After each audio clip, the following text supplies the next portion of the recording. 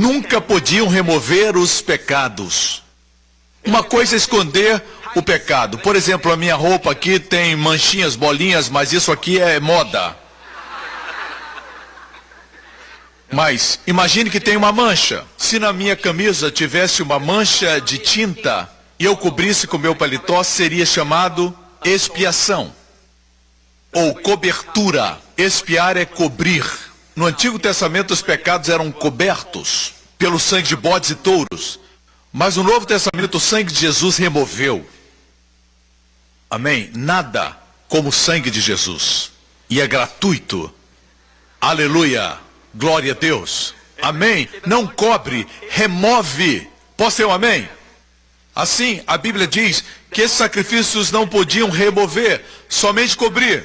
Cobrir, cobrir, cobrir, até que Jesus viesse remover. Por sua morte na cruz. Mas quando este sacerdote acabou de oferecer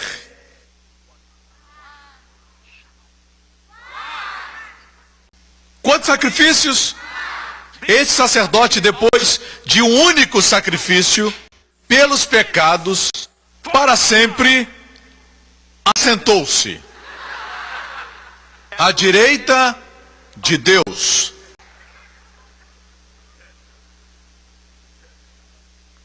Agora, ele sentou porque o trabalho terminou. Voltemos ao verso 11. Dia após dia, todo sacerdote apresenta-se. Se apresentava, estava de pé, ele não se sentava, porque a obra nunca concluía.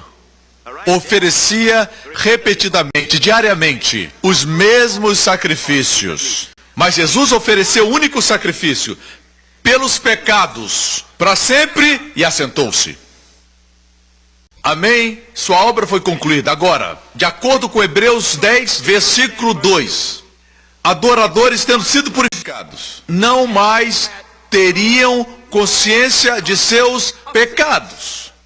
Porque nos sentimos culpados, conscientes do pecado. Essa consciência lhe rouba a fé, rouba a sua iniciativa, rouba de você o sentimento de ser favorecido por Deus, rouba de você a boa vida que Cristo prometeu lhe dar. Amém?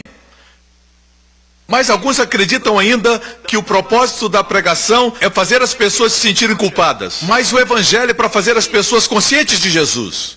Amém, igreja? Para esse sentimento de culpa, a resposta é o evangelho. Mas ainda tem pessoas que pensam que o evangelho é a revelação do pecado. Não, não. Os profetas do Antigo Testamento relembravam seu pecado. Os profetas do Novo Testamento fazem você se lembrar da justiça de Cristo em sua vida, em sua consciência. Amém? Boas novas? Notícias muito boas. Amém? Temos que viver assim. Haja assim, filho de Deus. Ao sair daqui, espere que o sol esteja brilhando sobre você. Amém? Tudo no universo gira ao redor do homem e da mulher justos.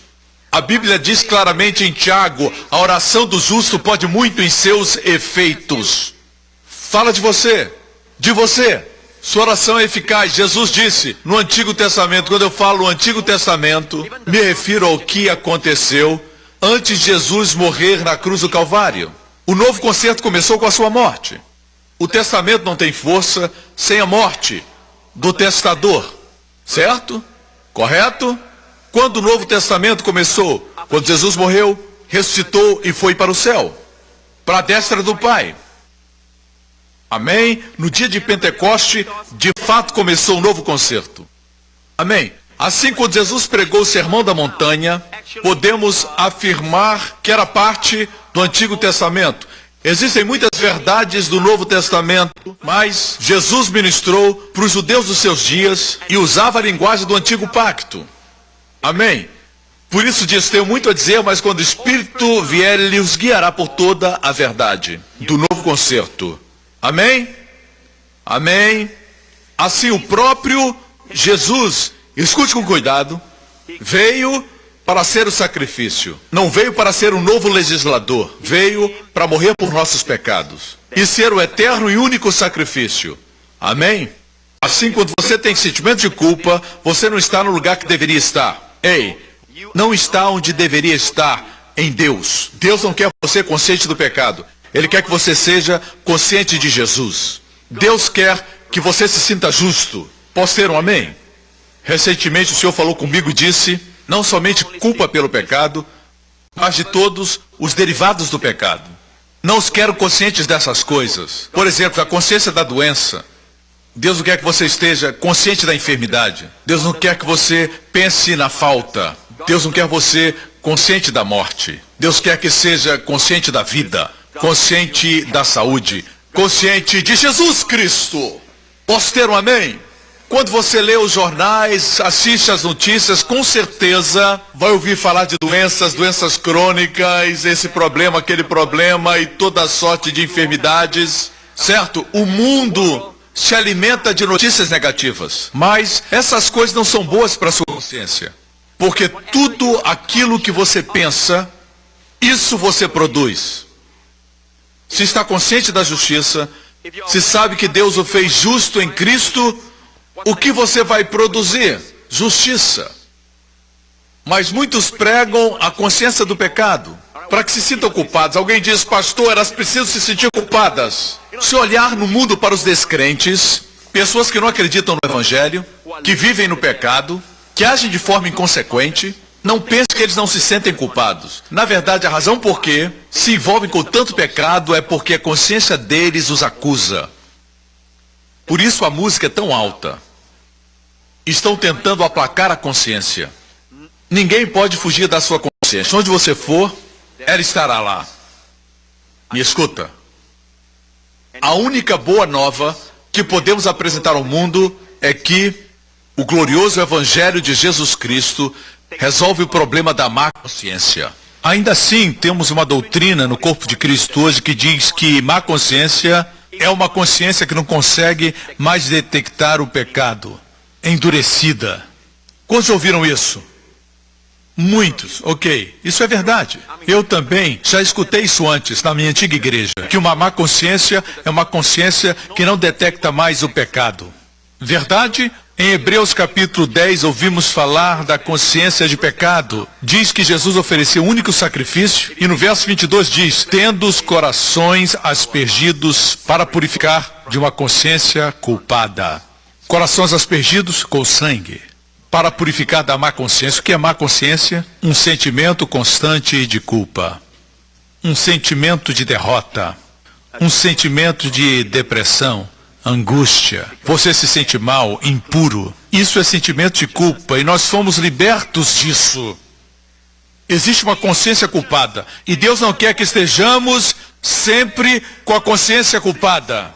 Deus chama esse tipo de consciência má consciência. Porque se Cristo removeu o seu pecado com seu sangue, é errado ter uma consciência culpada. Digamos que você me deva $10.000. Você não pode pagar e quando me vê se esconde. Você me evita porque você acha que eu estou sempre pensando na sua dívida. Mesmo que no meu coração não pense nisso, eu sinto falta de você, você é meu amigo, jogamos bola juntos, somos amigos, mas tem tempo que eu não vejo você. Depois do empréstimo não vejo mais você. Não tenho nada no meu coração, mas na sua consciência, você tem dívida. Tem dívida na sua consciência. Porque se sente culpado, você me evita quando me vê. Não por causa de mim, mas por sua consciência. A má consciência faz as pessoas evitarem Deus. Por isso, quando falamos de Deus, seus amigos e parentes dizem, não fale comigo de religião. Não fale disso comigo. A consciência deles está evitando Deus. Se sentem nus. E tem razão, porque não estão cobertos. Mas Jesus se tornou a nossa cobertura. Se tornou nossa vestimenta de justiça. Isso está em Cristo. Não estamos nus, estamos cobertos pela justiça de Cristo. Como Cristo é, assim somos nós, neste mundo. Deus não julga você olhando para você hoje. Deus julga você baseado em Jesus Cristo. Você é tão bom quanto Jesus, porque Jesus ocupou o seu lugar. Porque na cruz ele morreu por você. Sabia disso? Morreu no seu lugar. Ele não morreu por causa dele mesmo. Ele não tem pecados. Morreu como se fosse nós. Deus o ressuscitou como se fosse nós. E Deus o colocou à sua destra como se fosse nós. Hoje, como Cristo é, assim somos nós. Quando Deus quer julgá-lo, ele olha para Cristo. A questão não é essa. Pastor, eu sou aceito por Deus? Você deve perguntar, Jesus é aceito por Deus? Porque como Cristo é, assim é você diante de Deus. Amém? É a justiça de Cristo, não é a minha. Você é justo em Cristo. Tudo que Ele é, Deus creditou na sua conta. Boa notícia. O diabo quer que você olhe para você mesmo todo o tempo, vendo suas falhas, como você sempre faz as coisas erradas, os problemas que tem e como está distante dos padrões de Deus. Como você decepcionou seus pais, as pessoas amadas na sua vida, como fracassou no casamento, nos seus negócios. Ele quer que você focalize em você mesmo o tempo todo. Isso machuca você, deprime você. Deixe-me dizer, não olhe para dentro de você o tempo todo. Quanto mais você olha para dentro, você verá trevas. Pessoas introspectivas nunca sorriem. Quando olham para você, parece que você é transparente. Se concentram nelas mesmas. Veem você com os olhos, mas estão olhando para si mesmas. Quando alguém está enfermo, tem dor de dente, por exemplo, pensa em quem? Nas crianças famintas da África? Pensam na sua dor. A consciência é algo assim, é como quando você veste o seu sapato e existe uma pedrinha lá dentro. Um grão de areia. Você caminha, mas tem certa dificuldade. Assim acontece com as pessoas. Durante a vida, estão com a consciência culpada. A resposta para a má consciência é o Evangelho de Jesus Cristo. Crê na verdade. Posso ser um amém? Vou compartilhar algo que você não sabe. Algo novo. Mas antes, deixe-me dizer algo que você precisa saber. Tenho pregado essa mensagem por muitos anos. Leamos Romanos capítulo 4. Romanos 4. A propósito, enquanto você abre e marca o texto, antes de analisarmos Romanos capítulo 4, deixe-me convidar você a estudar um pouquinho de história. Algo que o seu professor na universidade nunca disse. Como surgiu a consciência? De onde vem a consciência? Eles dizem que é da criação.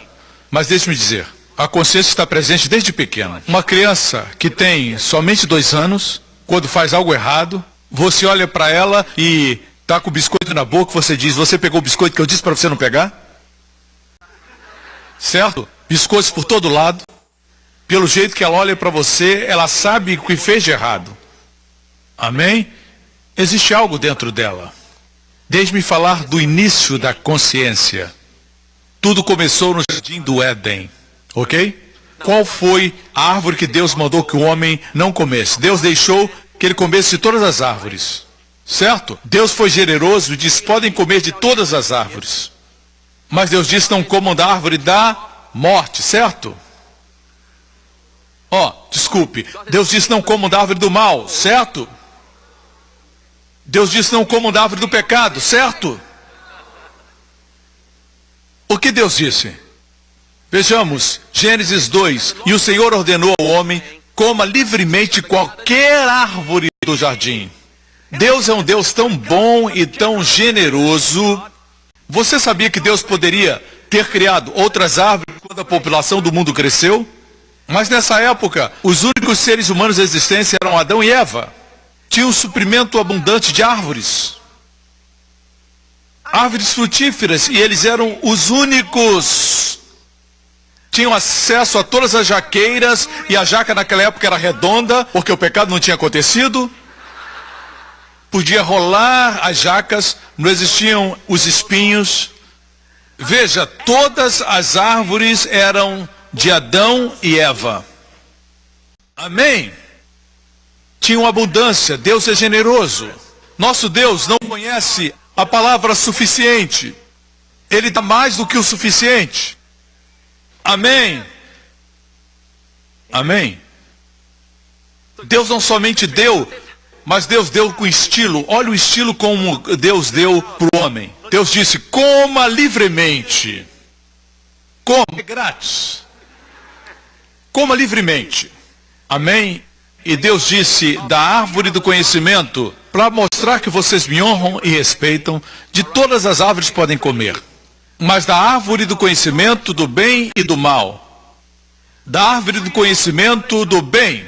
Quero enfatizar isso. Árvore do conhecimento do bem e do mal. O conhecimento do bem pode matar tão rapidamente quanto o do mal. Deus disse, não coma da árvore do conhecimento do bem e do mal, porque no dia em que dela comer, certamente você morrerá. No hebraico, morrendo, morrerá. Morrerá espiritualmente e depois um dia morrerá fisicamente. Uma vez mais, qual foi o nome da árvore que Deus mandou que eles não comessem seu fruto? Porque morreriam. Qual o nome da árvore? Árvore do mal? Não. Árvore da morte? Árvore do pecado? Não. Árvore do conhecimento do bem e do mal. O que é isso? Ali você tem a lei. Bem ali. Logo no início, Deus disse, o homem não pode viver pela lei. Se o homem viver pela lei, morrerá. Me ouve, a lei é justa, verdadeira e boa. Mas não pode fazê-lo justo, não pode justificá-lo, não pode fazê-lo bom. Só Jesus pode. Porque através da lei, diz a Bíblia, vem o conhecimento do pecado. Vejamos Romanos 3, versículo 20. Porque ninguém será declarado justo pela obediência à lei. Mediante a lei nos tornamos plenamente conscientes do pecado. Não conscientes da justiça, mas do pecado. Já tinha lido esse texto? Pela obediência da lei, ninguém é justificado. Estava lendo esse texto e nunca havia visto isso. Pensei que dissesse, pela lei ninguém será justificado. Não diz isso. Diz mesmo que obedeçamos à lei. Ninguém é declarado justo. Mesmo pela obediência da lei, ninguém será declarado justo. Pela lei nos tornamos plenamente conscientes do pecado. A consciência da culpa. Você viu?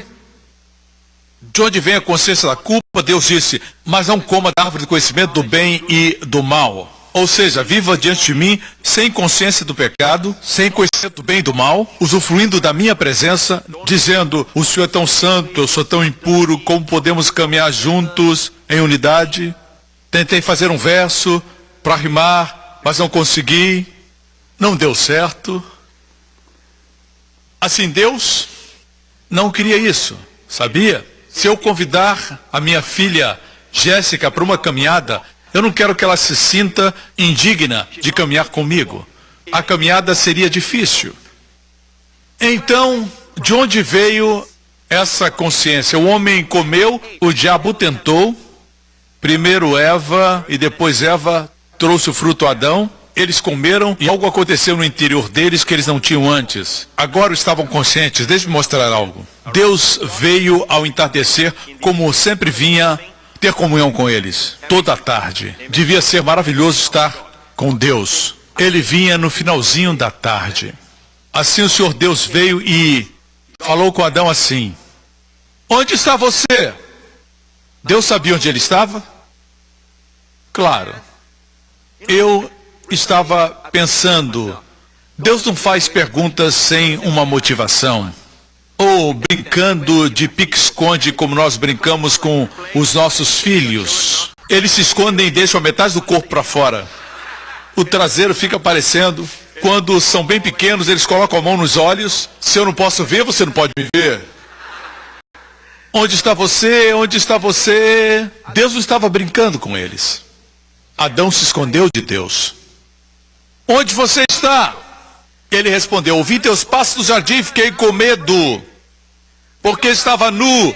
Essa nudez não era somente a nudez física. Ele se enxergou não digno de Deus. Ele desenvolveu a consciência do pecado. A má consciência. Estava ciente das suas limitações, ciente das suas fragilidades. Estava consciente. Não tinha essa consciência antes, não tinha. Quando Deus chegava, ele caminhava com Deus, não tinha consciência da sua impureza, mas agora ele estava ciente das suas limitações, das suas falhas e pecado. Tive medo porque estava nu. Deixe-me afirmar a razão de todos os medos. Alguns têm medo de contrair uma gripe, alguns têm medo de contrair a gripe asiática, alguns têm medo que a bolha imobiliária estoure. Alguns temem que a prosperidade aqui em Singapura não dure muito. Alguns temem que vão contrair uma enfermidade, uma doença e vão morrer. Muitos têm um profundo medo da morte. As pessoas têm medo de perder um ser amado. Mas todos os medos vêm do primeiro medo no jardim do Éden. Tive medo porque estava nu. A consciência do pecado traz todos os medos na nossa vida. Por outro lado, quando você sabe que está bem com Deus, Ele remove todo o medo. Certo? Todos os medos procedem da mesma raiz de medo. Um medo de que você está aquém da justiça de Deus. Medo da punição de Deus, da mão de Deus, de que Deus traga juízo. Todos esses tipos de medo procedem da consciência da culpa. Me escutam. Não sei qual igreja de onde você procede, mas quantos pode dizer, pastor, eu também fui de uma igreja que valorizava a consciência do pecado. Levante a mão. Ou fui o único que ouvi essas mensagens? Os que levantaram as suas mãos foram aqueles que já participaram de igrejas que valorizavam a consciência do pecado. Essa outra geração, olhe para essas mãos levantadas. Veja que a maior parte nunca ouviu isso. Vocês são abençoados. Vocês são abençoados e privilegiados. Nasceram nessa igreja. Mas muitos de nós participamos de igrejas que pregavam a consciência do pecado. Amém? Suponhamos que alguém lhe diga, o pastor Prince pagou todas as dívidas que você tinha. Amém? E você dissesse, mas ele não me disse. E finalmente eu encontro e digo, eu estou procurando você. Eu já disse para o meu advogado que eu já paguei todas as suas dívidas. Já estão totalmente pagas. Eu paguei por elas. Amém? Isso quer dizer, eu assumi a dívida. Está pago. Você não me deve absolutamente nada. Isso é legal. Veja aqui o contrato. Você não me deve nada. E logo o nosso relacionamento fica bem. Podemos sair juntos para assistir um show. Imediatamente, a dívida não está mais na sua consciência.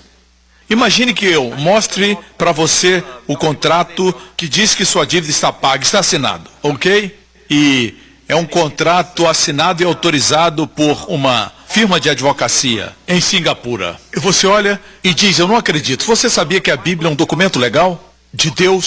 Mas você não acredita. Mesmo eu tendo pago as suas dívidas, e eu convido a assistir um filme, você diz, eu não me sinto muito bem hoje. Eu não me sinto bem por causa da minha dívida. Já está pago. Mas eu tenho um sentimento aqui que eu devo alguma coisa para você. Depois que eu pagar, a gente vai para o cinema. Isso vai me trazer tristeza. Não vai me fazer sentir, você vai me pagar, isso é muito bom. Só um avarento diria isso. Eu me sentiria triste. Não seria uma amizade verdadeira, não por causa da dívida, não por causa do pecado, mas porque não acreditou em mim, quando eu disse que paguei. A dívida agora está na consciência, não está mais no livro de dívidas. Porque Jesus morreu por você, não existe mais no céu um registro de dívidas. Não está mais diante dos olhos de Deus, mas para alguns crentes está na sua consciência. E por quê? Porque eles não creem no documento legal, as Escrituras. O único sacrifício pelos pecados está pago. Jesus pagou com saldo pelos nossos pecados. Jesus é um pagamento com sobra. É como se alguém devesse 10 mil e alguém pagasse 1 milhão pela dívida. E você ainda não crê. Isso entristece o Espírito Santo. Amém? Vocês me escutam? Deus veio e disse, onde está você? Ele disse, tive medo porque estava nu. Amém? E Deus perguntou, quem lhe disse que você estava nu? Deus não disse, você está nu? Você está nu? É claro que você está nu. É isso que eu diria. Mas Deus disse, quem disse para você que você estava nu? Pergunta interessante. Quem lhe disse que você estava nu? Você pode responder, quem disse a Adão que ele estava nu? O diabo? Não exatamente. A consciência dele chegou perto, certo? A consciência é parte, Mas a consciência veio por causa da árvore. A árvore do conhecimento do bem e do mal.